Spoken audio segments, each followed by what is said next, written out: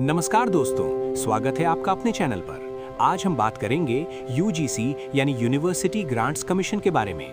ये संस्था देश के कॉलेज और विश्वविद्यालयों के लिए नियम बनाती है। तो आइए शुरू करते हैं आज का सफर। रामपुर कस्बे में रहने वाला अमन एक साधारण परिवार का लड़का था। उसके पिता किसान थे और मां गृहिणी।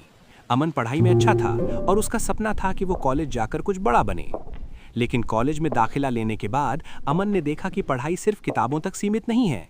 वहाँ भेदभाव, शिकायतों की अनदेखी और अनिश्चित नियमों की भी दुनिया है। एक दिन अमन ने अपने प्रोफेसर से पूछा, सर, अगर किसी छात्र के साथ गलत हो तो वो किसके पास जाए? प्रोफेसर मुस्कुराए और बोले, यूजीसी है ना, वही सब देखता है। यूजीसी क्या है? यूजीसी यानी यूनिवर्सिटी ग्रांट्स कमीशन। ये संस्था देश के कॉलेज और विश्वविद्यालयों के लिए नियम बनाती है।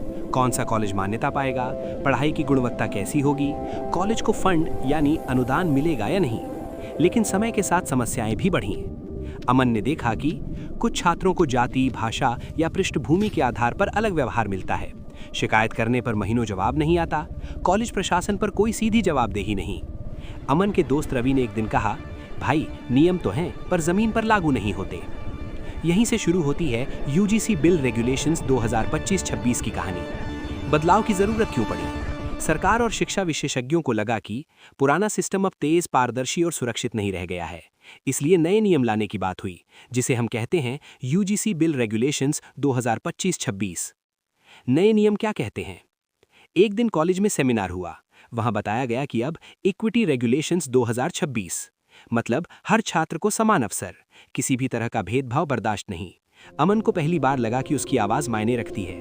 इक्विटी सेल अनिवार्य है। अब हर कॉलेज में एक इक्विटी सेल होगा जहां छात्र सीधे शिकायत कर सकेंगे। और सबसे जरूरी बात है, 6 महीने के अंदर शिकायत की रिपोर्ट देना जरूरी है। मानसिक, सामाजिक और शैक्षणिक सुरक्षा। शिकायत करने पर छात्र को डरने की जरूरत नहीं। अमन की दोस्त सीमा ने कहा, अब तो लग रहा है कॉलेज सच में हमारा है। फिर विवाद क्यों हो रहा है? लेकिन हर बदलाव के साथ सवाल भी आते हैं। कुछ लोग पूछ रहे हैं, क्या इससे मेरिट पर असर पड़ेगा? क्या राज्यों की भूमिका कम हो जाएगी?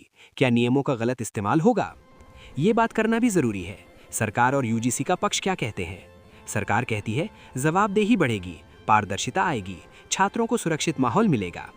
यूजीसी का कहना है, हम शिक्षा को दबाना नहीं बल्कि न्यायपूर्ण और मजबूत बनाना चाहते हैं। नया शिक्षा आयोग, हायर एजुकेशन कमीशन। सरकार ने एक प्रस्ताव रखा, यूजीसी, एआईसीटीई, एनसीटीई को मिलाकर एक नया हायर एजुकेशन कमीशन बनाया जाए और यूजीसी एक्ट 1956 में बदलाव किया जाए ताकि सिस्टम आधुनिक बने।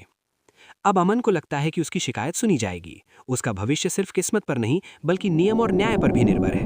अमन कहता है, अगर नियम सही हों तो मेहनत कभी बेकार नहीं जाती। यूजीसी बिल 2025-26 का मकसद शिक्षा में समानता, भेदभाव खत्म करना, छात्रों को सुरक्षा देना। सवाल भी हैं, लेकिन संवाद और समझ से रास्ता निकलेगा। अंत में सवाल दर्शकों के लिए, आप क्या सोचते हैं? ये बदलाव सही है या नहीं? छात्रों के लिए फायदेमंद होंगे या नहीं? अगर आपको ये विषय रोचक लगा हो या आपको इस विषय पर और भी जानकारी चाहिए तो कमेंट करें और वीडियो को लाइक करें, शेयर करें और हमारे चैनल को सब्सक्राइब करना ना भूलें। धन्यवाद।